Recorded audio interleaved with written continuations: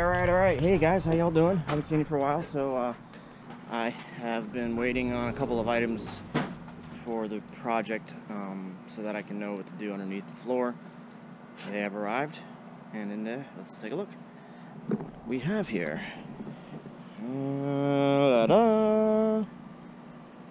Alright, so I got my center console and my leaning post slash live well. I think it's about a 40-gallon tank in there. I might replace this and make a clear top. We'll see. I don't know. One of the many projects I want to do. So this leaning tower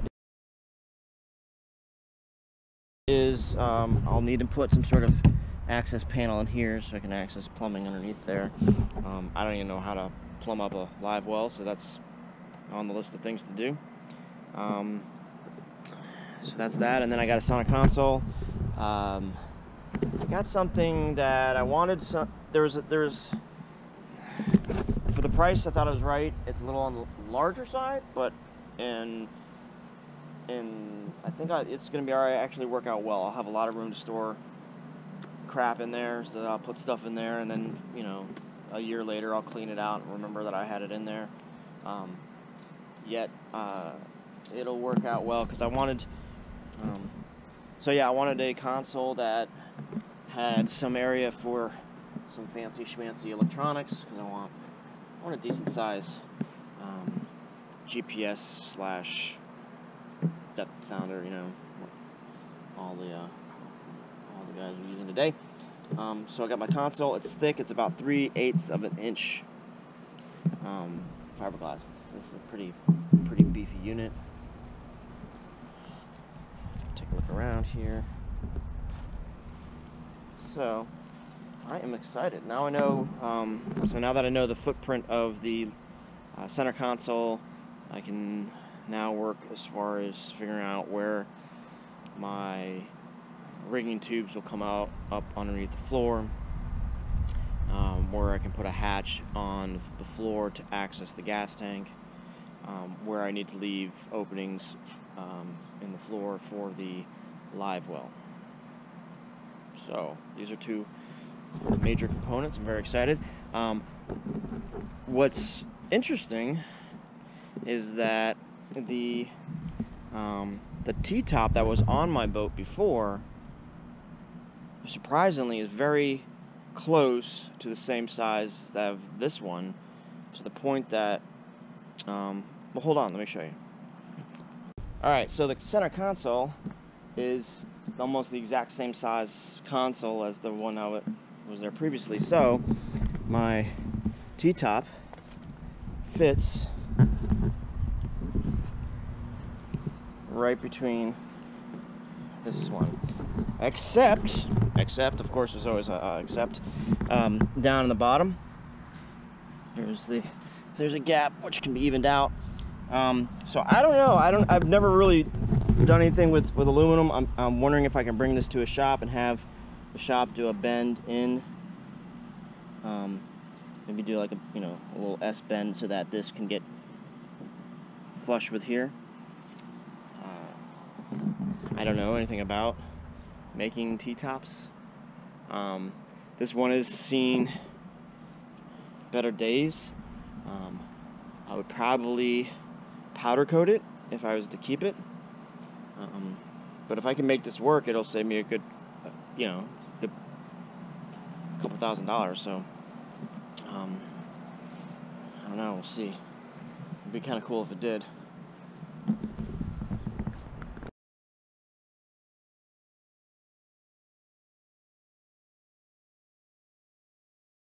Hello. So I'm out here on the boat, and I have been going a little crazy, trying to figure out the direction I want to do.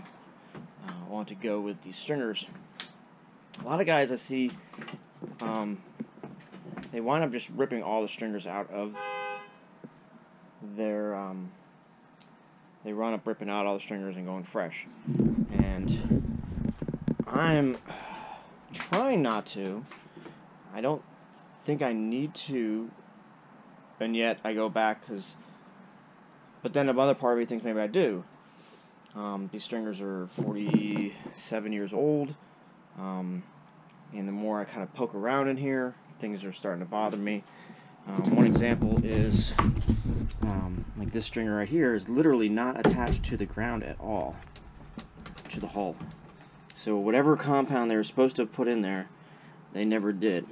So it's just I would have to fill in the whole bottom of this with some sort of thickened epoxy and glue it down and then glass it in. I don't want to second guess my work down the road.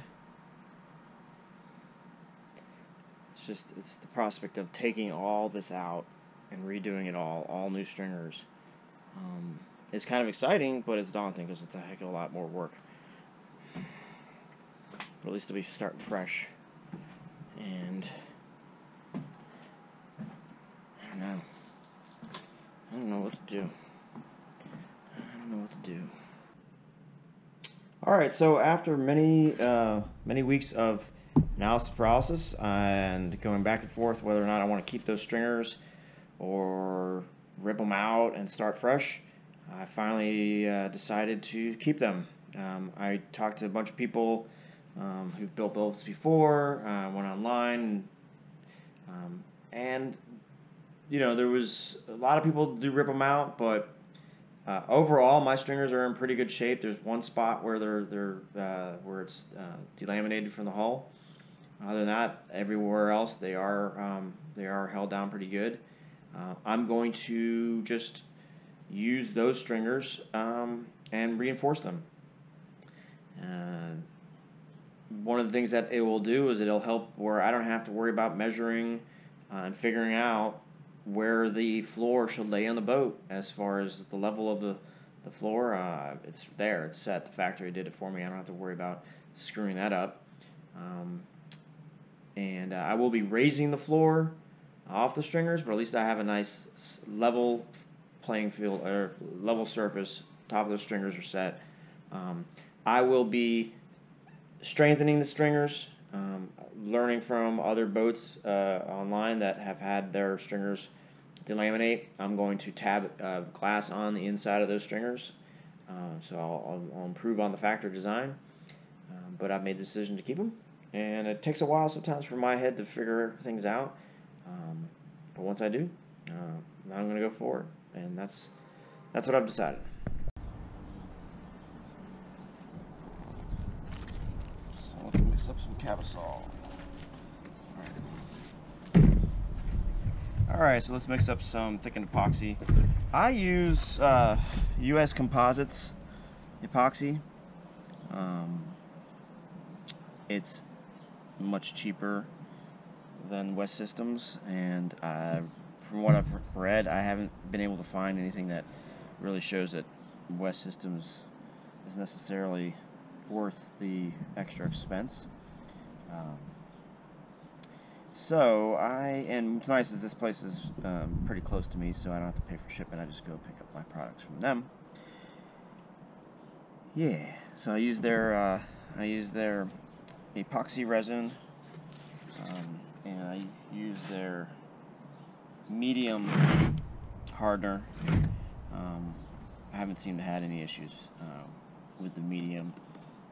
In the summertime, when summertime comes back around, I think I might get some slow hardener, possibly, just because if I'm going to be doing like especially when I do the floor, when I'm doing large areas, I might want it to go much slower. But so far I haven't had any real major problems with the medium epoxy. You just have to make sure you're not making big batches in the summertime with this stuff, or it kicks quick. So I'm going to make some thickened epoxy, and this is a 3-to-1 ratio.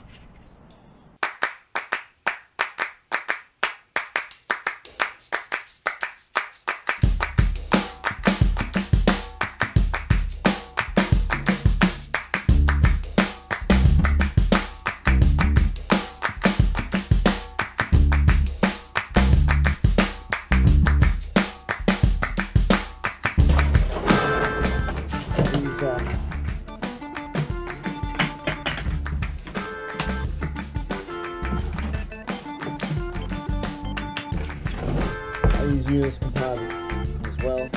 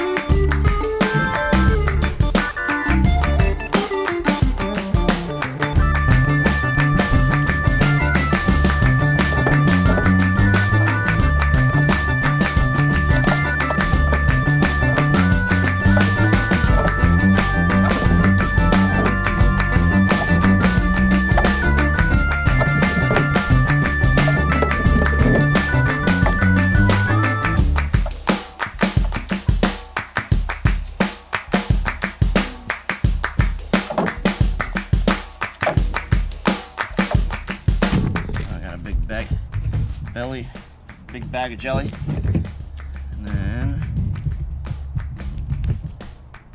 ourselves a little pour spout. Let's go get this stuff in there.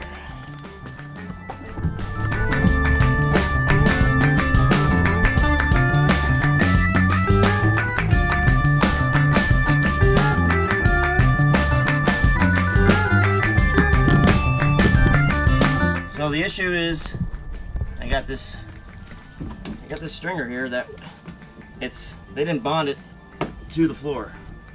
I can't find any kind of bonding material. All the other ones you can find this green, really thick bonding material. They didn't bond these down, so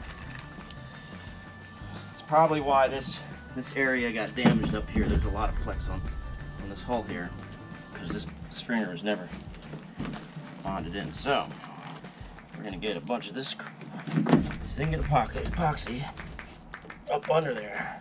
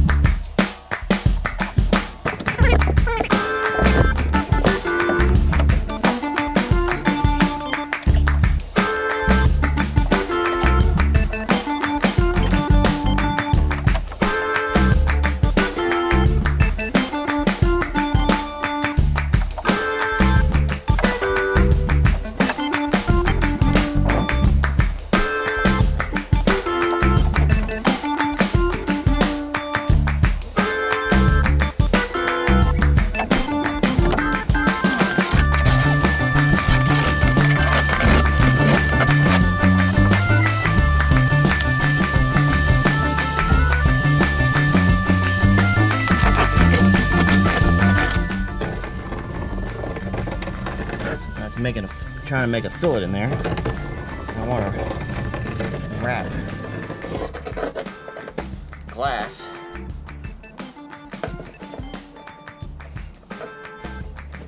tap glass from the transom up to it. So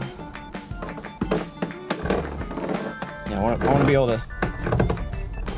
So making some fillets in here so I can hopefully get some glass squeezed in there.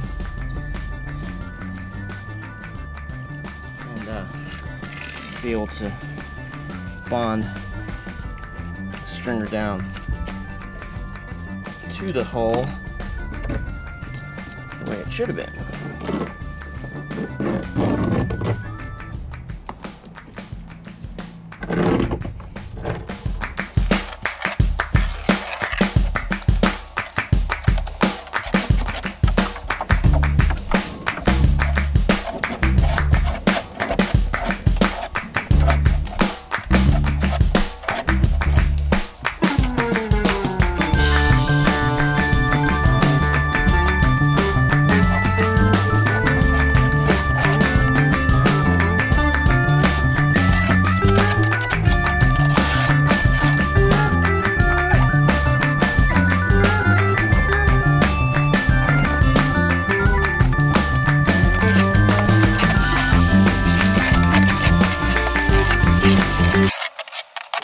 Yeah, so I got sensitive knees. I don't really like kneeling down on sharp objects.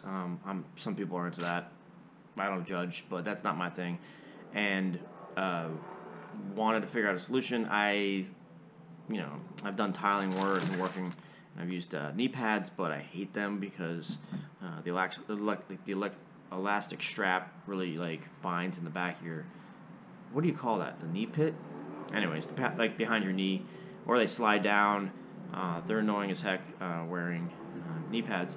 So I don't know. One of the channels I watched so many. I came across somebody with pants with built-in knee pads, and I said those look awesome. So I found a pair on Amazon. I think these are $25. I usually don't do modeling, but I'm going to model for you guys. So these are the pants. They're pretty strong material. They're basic. They got some good pockets on the side. So they're pretty basic. Got pockets on the side, stuff like that. But what's cool is here. So they have these are my old knee pads just from doing tiling work. But they have a pocket that you just jam.